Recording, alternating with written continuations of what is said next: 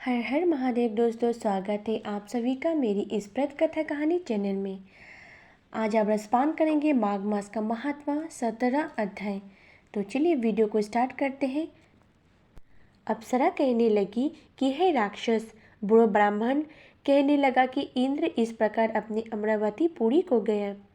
हे कल्याणकारी, तुम भी देवताओं से सेवा किए जाने वाला प्रयाग में माघ मास में स्नान करने से निष्पाप होकर स्वर्ग में जाओगी। मैंने उस ब्राह्मण के ये वचन सुनकर उसके पैरों में पड़कर प्रणाम किया और घर में आकर सब भाई बांधव नौकर चाकर धनादिक त्याग कर शरीर को नष्ट होने वाली वस्तु समझकर घर से निकली और माघ में गंगा यमुना के संगम पर जाकर स्नान किया। हे निशाचर, 3 दिन के स्नान से मेरे सब पाप नष्ट हो गए और 27 दिन के पुण्य से मैं देवता हो गई और पार्वती जी की सखी होकर सुख से निवास करती हूँ। इसीलिए मैं प्रयाग में महात्मा को याद करके सब देवताओं के सहित माघ में प्रयाग स्नान करती हूँ। सो मैंने अपने ये सब वृत्तांत तुमसे कहा। तुम भी इस योनि में पड़ने और कुरूप होने का सब कारण कहो। तुम्हारी दाढ़ी और मूछें बहुत बड़ी बड़ी हो गई है और पार्वती की गुफा में वास करती हो। निशाचर कहने लगी कि हे भद्र, सज्जनों से गुप्त बात कहने में भी कोई हानि नहीं होती। मुझको अब कोई संशय नहीं रहा कि मेरे उद्धार तुमसे ही होगा।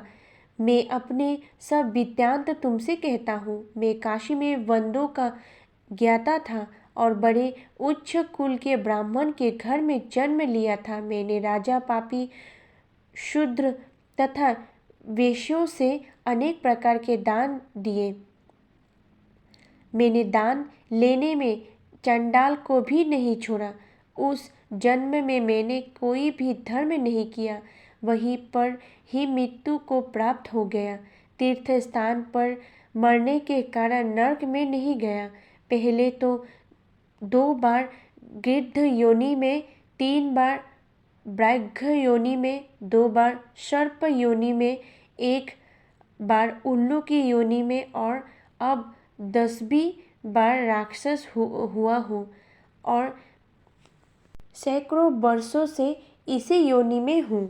इस स्थान को 3 योजन तक मैंने जंतुहीन कर दिया है। बिना अपराध के बहुत से प्राणियों को मैंने नष्ट किया। इस कारण मेरा मन अत्यंत दुखी है। तुम्हारे दर्शन से चित्त में कुछ शांति अवश्य आई हूँ, क्योंकि सज्जनों का संग तुरंत ही सुखदायी दे होती है। मैंने अपने दुख के कारण आपसे कहे और सज्जन लोग सदैव दूसरे के दुखी से दुखी होते हैं। अब ये बताओ कि इस दुख रूपी समुद्र को कैसे पार कर सकता हूँ। क्या क्षीर सागर हंस को ही दूध देता है, बुगलों को नहीं देता? दत्तदेव जी कहने लगी कि इस प्रकार उसके वचन सुनकर कांचन मालिनी कहने लगी कि हे राक्षस, मैं अवश्य तुम्हारा कल्याण करूंगी। मैंने ईर प्रतिज्ञा की है कि तुम्हारी मुक्ति के लिए प्रयत्न करूंगी। मैंने बहुत बार प्रयाग में स्नान किया है।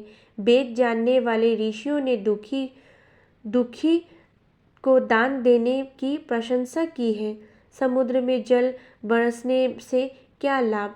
प्रयाग में स्नान करने के 1 बार का फल मैं तुम्हें देता हूँ, उसी से तुमको स्वर्ग की प्राप्ति होगी।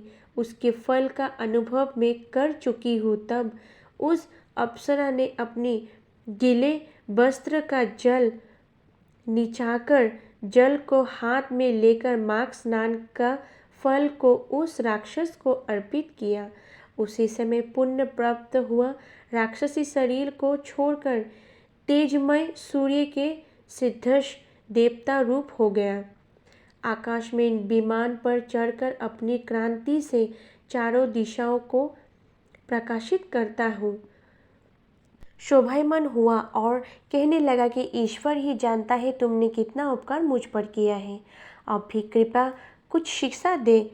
दो जिससे मैं कभी पाप न करूं। अब मैं तुम्हारी आज्ञा पकड़ स्वर्ग में जाऊंगा। तब कांचन मालिनी ने कहा कि सदैव धर्म की सेवा करो, काम रूपी शत्रु को जीतो, दूसरे के गुण तथा दोषों का वर्णन मत करो, शिव और वासुदेव का पूजन करो, इस देहों का मोह मत करो, पत्नी पुत्र धनादि का ममता त्यागो, सत्य बोलो, व्याघ्र भाव धारण कर योगी बनो।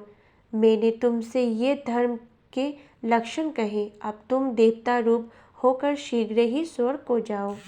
दैत्य जी कहने लगी कि इस प्रकार गंधर्वों से शोभित वो राक्षस कांचन मालिनी को नमस्कार करके स्वर्ग को गया और देव कन्याओं ने वहां आकर कांचन मालिनी पर पुष्पों की वर्षा की और प्रेम पूर्वक कहा कि हे भद्र, तुमने इस राक्षस का उद्धार किया।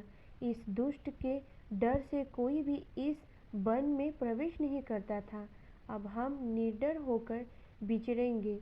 इस प्रकार कांचन मालिनी उस राक्षस का उद्धार करके प्रेम पूर्वक देव कन्याओं से क्रिया करते हुए शिवलोक को गए। माघ मास का 17वां अध्याय आज यही समाप्त होता है। कल सुनेंगे आप 18वां अध्याय। अगर मेरी वीडियो आपको अच्छा लगे तो प्लीज़ वीडियो को लाइक कीजिएगा, चैनल को सब्सक्राइब कीजिएगा, बेल आइकन को क्लिक कीजिएगा और कमेंट बॉक्स पे हर हर महादेव ज़रूर लिखिएगा। धन्यवाद।